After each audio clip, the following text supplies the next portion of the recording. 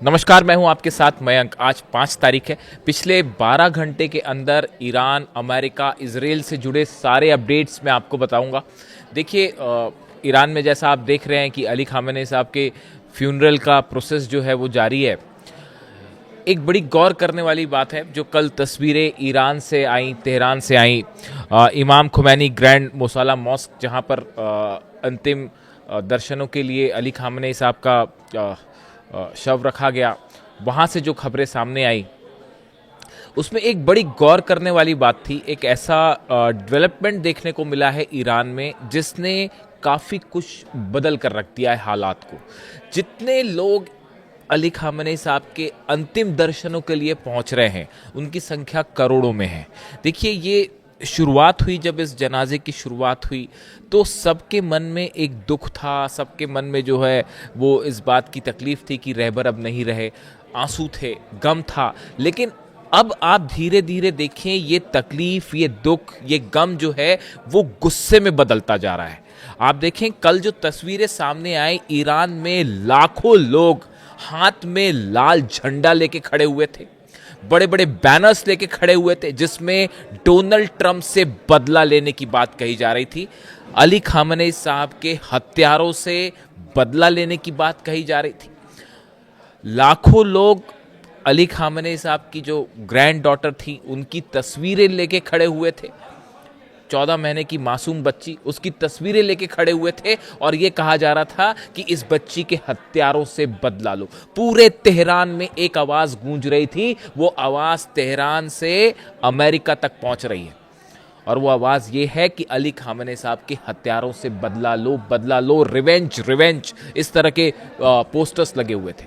यानी जो अली खामेनी साहब का जो जनाजे की जो प्रोसेस शुरू हुई, ये जिस गम, तकलीफ, दर्द के साथ शुरू हुई थी, अब ये अगले पिछले 2 दिनों के अंदर ये एक आक्रोश में बदल गई है, गुस्से में बदल गई है। और ईरान का एक एक शख्स ये चाहता है कि अब किसी भी मुद्दे पर किसी भी तरह की कोई बातचीत करने से बेहतर है कि बदला लिया जाए। इस तरह की भावना, ये ईरान के मन की बात है, ये ईरान के लोगों का विचार है, ये ईरान की आम जनता जो है वो ये बात एक्सप्रेस कर रही है। और ये सब तरफ आप देखें, जो कवरेज कर रहे हैं ईरान में पत्रकार, उनके ज़रिए देखें या जो तस्वीरें बाहर आ रही हैं, देखिए बड़ी गौर करने वाली बात है। जो रशियन डेलीगेशन पहुंचा अंतिम विदाई देने के लिए अली खामेनी साहब को, उसमें रशिया के सिक्योरिटी काउंसिल के डिप्टी चेयरमैन दिमित्री मेदवेदेव जो है वो गए थे।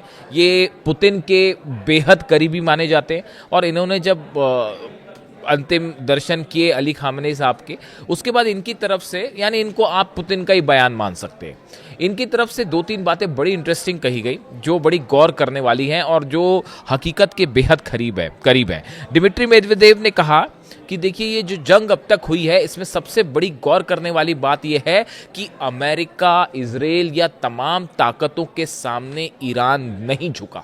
पूरी दुनिया ने कोशिश कर ली ईरान को झुकाने की, लेकिन ईरान नहीं झुका। ये कौन कह रहा है? ये पुतिन कह रहे हैं साहब, ये दिमित्री मेदवेदेव कह रहे हैं। इसका मतलब सीधा सीधा पुतिन कह रहे हैं। पहली बात उन्होंने कही कि ईरान नहीं झुका। तमाम कोशिशें हो गई, जितने लोगों ने शिगुफे दिमाग में पाल रखे थे कि हम इतने दिनों में ईरान को हरा देंगे और ईरान का ऐसा कर देंगे, वैसा कर देंगे, हकीकत यह है ईरान का कोई बाल बांका नहीं कर पाया। और हालात क्या हो गए कि मिडिल ईस्ट में आज हालात ये हो गए कि ना बेस बचे, ना इज्जत बची, और सैनिक भी जो है वहां पर किस हालात में है कोई भरोसा नहीं। अमेरिका के कितने सैनिक मारे गए और कितने घायल, इसके सही आंकड़े देने की भी हिम्मत नहीं जुटा पा रहे। हकीकत तो ये है। खैर, दूसरी बात उन्होंने कही अली खामेनी साहब के लिए कि अली खामेनी साहब का जो असैसिनेशन था वो उनकी शहादत हुई है। वो एक सेना के जवान की तरह उन्होंने अपने देश के लिए अपनी जान दी, वो शहीद हुए हैं। ये बात दिमित्री मेदवेदेव कह रहे हैं। इसके अलावा उन्होंने तीसरी बात कही जो बेहद अहम बात है कि अली खामेनी साहब की शहादत ने पूरे ईरान को एकजुट कर दिया है। देखिए, बात कौन कह रहा है? रूस कह रहा है। दिमित्री मेदवेदेव जो पुतिन की तरफ से आए थे वहाँ पर, उनकी तरफ से बात कही जा रही है कि आज पूरा ईरान एकजुट है। और ये तस्वीरें वॉशिंगटन डीसी में भी देखी जा रही हैं, व्हाइट हाउस में भी देखी जा रही हैं, इजराइल में भी देखी जा रही हैं, तेल अवीव और जेरूशलम में भी देखी जा रही हैं, और संभवतः यूरोप के देश भी इनको देख रहे होंगे कि जो सपना देखा करते थे कभी कि तेहरान में सत्ता परिवर्तन हो जाएगा या तेहरान में जो है ईरान में जो है बगावत करके हालात को काबू में कर लिया जाएगा और तमाम पता नहीं क्या क्या ख्याल थे, आज देखिए पूरा ईरान एकजुट है और करोड़ों ईरानी जो हैं वो अपने रहबर के लिए नारे लगा रहे हैं और अब तो बदले की भी बात कर रहे हैं। और ये गुस्सा देखिए ईरान के चाहे नए सुप्रीम लीडर हो मुश्तबा खामेनी, चाहे वहाँ की सुप्रीम नेशनल सिक्योरिटी काउंसिल हो, ये सब ये बात कह चुके हैं, ईरान की सेना भी ये बात कह चुकी कि अब ईरान का हर फैसला ईरान की जनता करेगी। देखिए बड़ी कोशिश की ईरान के कुछ नेताओं की तरफ से समझौता हो जाए, डील हो जाए, शांति हो जाए, वो ईरान की भलाई के लिए, ताकि वहाँ की जनता को रोजगार मिले और तरक्की हो, पूरे एरिया में शांति हो, इसकी कोशिश ईरान के कई नेताओं की तरफ से की गई और टॉक्स भी की गई अमेरिका से। लेकिन जितनी तरह से चीज़ें सामने आ रही हैं, चाहे हॉर्मूज हो, चाहे यूरेनियम हो, चाहे पैसे देने की बात हो, हर तरफ मामला फंसा हुआ है, हर तरफ धोखा है साहब, मामला फंसा हुआ है। गुस्से में है ईरान की जनता। तो देखिए अब ईरान ये कह रहा है कि होगा वही जो जनता चाहेगी, और जनता क्या चाह रही है कुछ कहने की ज़रूरत नहीं है, आप देख लीजिए तेहरान में क्या हो रहा है। इसके अलावा देखिए इस बीच में दो तीन अहम बड़ी खबरें हैं जो इस ओर इशारा कर रही हैं कि आने वाले दिनों में ये अली खामेनी साहब का जो फ्यूनरल का प्रोसेस है, इसको ख़त्म होने के बाद मामला क्या बातचीत की तरफ आगे बढ़ेगा या फिर से बिगड़ जाएगा, इसके कई इशारे मिलने शुरू हो गए। एक तो खबरें ऐसी आ रही हैं कि ईरान के जो न्यूक्लियर ठिकाने हैं उनमें बड़ा मूवमेंट देखने को मिल रहा है। इस तरह की खबरें हैं कि चाहे नतांज हो और चाहे फोर्दो हो, चाहे इस्फहान हो, ख़ास तौर पर जो है नतांज और इस्फहान को लेकर इस तरह की खबरें हैं कि वहाँ पर वाहनों का मूवमेंट देखा जा रहा है और जो ये न्यूक्लियर साइट्स की जो टनल्स हैं इसके आसपास भी जो है काफ़ी मूवमेंट है व्हीकल्स का। इसी तरह से पिकेक्स माउंटेन को लेकर, पिकेक्स माउंटेन वो जगह है जहां पर पहाड़ों के अंदर बताया जाता है कि किसी तरह की न्यूक्लियर फैसिलिटी हो सकती है, एक सीक्रेट प्लेस जिसके बारे में कोई कुछ नहीं जानता। यहीं पे घुसने की शायद कोशिश में था अमेरिका, लेकिन वो पूरा नहीं हो पाया ख्वाब। तो अब ये जो पिकेक्स माउंटेन के आसपास भी जो है तेजी से मूवमेंट की खबरें हैं। ऐसी चर्चाएं जो हैं वो डिफेंस सर्कल में हैं, खास तौर पर जो न्यूक्लियर मामलों के जानकार हैं। देखिए जब हम इन सब चीज़ों की बातें करते हैं, न्यूक्लियर मटेरियल की, यूरेनियम की, प्लूटोनियम की, या क्या ईरान इसको मूव कर रहा है, इस तरह की जब बातें करते हैं तो देखिए उसमें क्या होता है, थोड़ा सा आपको डिवीजन करना होता है। एक तो जनरल खबरें आती है, जो पत्रकार आते हैं या फिर जो न्यूज़ में चलती हैं उस तरह की खबरें होती हैं, जो खबरें जब सामने आ जाती हैं तो वो न्यूज़ चैनल्स में चलने लगती है। लेकिन दूसरा एक होता है कि एक बड़ी बॉडी काम करती है, बड़े सारे लोग ऐसे हैं जो कि न्यूक्लियर एक्सपर्ट्स हैं, जो कि सामने नहीं आते लेकिन उनके अलग अलग ओपिनियंस होते हैं, एक्सपर्ट्स होते हैं, उनके बीच में इस तरह की खबरें जो हैं, वहाँ से जो खबर निकल के बाहर आती हैं वो ज़्यादा दमदार होती है और वो ज़्यादा जो है सच्चाई के करीब होती है। तो ऐसे ही जो न्यूक्लियर साइंटिस्ट हैं या जो न्यूक्लियर एक्सपर्ट्स हैं, उनके बीच में इस तरह की खबरें हैं कि भाई पिकेक्स माउंटेन के आसपास ये जो हलचल हो रही है, क्या इसके पीछे किसी तरह का कोई यूरेनियम से संबंध है इसका ईरान से। देखिए मामला जो है वो टॉक्स वाला जो आगे बढ़ रहा है उसमें हॉर्मूज को लेकर क्या होगा, हॉर्मूज को लेकर देखिए हॉर्मूज उतना मुश्किल मुद्दा नहीं है और हॉर्मूज को ईरान ने कभी बंद किया ही नहीं था। हॉर्मूज ये तो अपनी टांग वहाँ पर फंसा के बैठे और जब ईरान ने मारा तो ना आगे बढ़ते बना ना पीछे बढ़ते बना, अब अल्टीमेटली पीछे हटना ही पड़ा ना हॉर्मूज से। यही हकीकत यही है साहब, हर दुनिया जान रही है। 4 महीने हो गए, 4 महीने में क्या बिगाड़ पाए ईरान का, कुछ नहीं बिगाड़ पाए। एक अली खामेनी साहब को आपने शहीद किया और उनकी शहादत, उनका खून का कतरा कतरा आज ईरान को मजबूत करके खड़ा है, एकजुट के करके खड़ा हुआ है और अब वो ईरान पैदा हो रहा है जिसका मुकाबला कोई नहीं कर पाएगा। आप मेरे से लिखवा लीजिए, अगले 5 साल के अंदर अरब देशों का सबसे बड़ा पावर ईरान बन के उभरेगा। इतना ही नहीं, पूरे रीजन में कोई देश ईरान के आसपास नहीं खड़ा रहेगा। ये होने जा रहा है अगले कुछ सालों के अंदर, आप देखिएगा इस बात को। चाहे वो इकॉनमी हो, चाहे वॉर इंडस्ट्री हो, चाहे हथियार हो, हर मामले में अब ईरान को रोकना असंभव है, मुश्किल है बहुत। जो ये गलती हो गई, मैं बार बार दोहराता हूँ इस बात को, कि अली खामेनी साहब की शहादत की वो गलती कर दी गई है उन पर हमला करके, जिसका परिणाम आने वाले समय पे अमेरिका को भुगतना पड़ेगा और अमेरिका के आने वाली जनरेशन्स इस फैसले के लिए कभी लीडरशिप को अपनी माफ़ नहीं करेगी। देखिए तो अब सवाल ये है कि क्या ये मूवमेंट जो हो रहा है, क्या ये यूरेनियम से संबंधित है? इसको लेकर अभी ईरान की तरफ से तो कोई बात कही नहीं गई है, सवाल ही नहीं उठता, लेकिन यह है कि इस तरह के स्पेकुलेशन हैं कि क्या एक तरफ बातचीत भी चल रही है, एक तरफ फ्यूनरल का प्रोसेस भी चल रहा है, इस बीच क्या अपने यूरेनियम को लेकर, जो एनरिच्ड यूरेनियम है, इसको लेकर किसी तरह का कोई मूवमेंट ईरान ने शुरू कर दिया है। दूसरी तरफ आपने देखा होगा कई दिनों से, पिछले 2-3 दिनों से, करीब 48 घंटे से एक नई चर्चा छिड़ गई है कि साहब क्या ईरान के पास प्लूटोनियम भी है? यूरेनियम जो है, एनरिच्ड यूरेनियम, वो तो कॉन्ट्रैक्ट का हिस्सा है, जो एमओयू साइन हुआ है उस पर यूरेनियम की चर्चा है, लेकिन उसमें प्लूटोनियम की कोई चर्चा नहीं है। अब ये प्लूटोनियम क्या होता है? प्लूटोनियम भी एक रेडियो एक्टिव मटेरियल है। जिस तरह से यूरेनियम का इस्तेमाल परमाणु बम बनाने में किया जाता है, उसी तरह से एटम बम बनाने में प्लूटोनियम का भी इस्तेमाल हो सकता है। अब सवाल यह है कि क्या ईरान के पास प्लूटोनियम है? जवाब है बिल्कुल है। और इस वक्त ये जो प्लूटोनियम ईरान के पास है, ये कहाँ कहाँ पर है?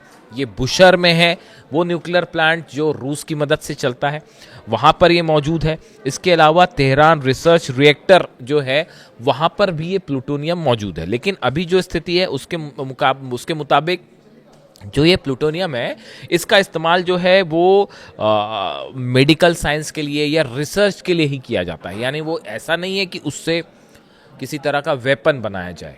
लेकिन ये भी सच्चाई है कि जो बुशर परमाणु संयंत्र है, न्यूक्लियर प्लांट है बुशर में, यहाँ पे करीब 2000 किलोग्राम यानी 2 टन प्लूटोनियम होने का अनुमान लगाया गया है, ऐसी जानकारी है।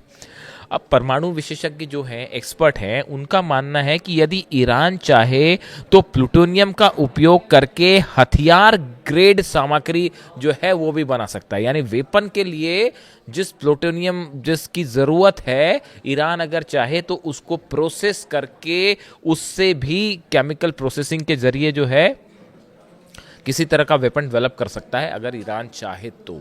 अब ये एक बड़ी वजह है कि मामला यूरेनियम के साथ साथ प्लूटोनियम भी चर्चा में आ गया। ये एक नई एंट्री हो गई है, क्योंकि आप देखिए, सवाल ये है कि आप अगर जब ये डील का हिस्सा है, एमओयू का हिस्सा है कि भाई ईरान के यूरेनियम पर चर्चा की जाएगी, तो ऑब्वियस सी बात है कि फिर प्लूटोनियम पे भी सवाल उठेगा कि उसका क्या करना है। और वहाँ पर भी प्लूटोनियम है, भले अभी वो मेडिकल साइंस के लिए उसका उपयोग किया जा रहा है और रिसर्च के लिए उपयोग किया जा रहा है, लेकिन 2000 किलो के आसपास है वो प्लूटोनियम बुशर में।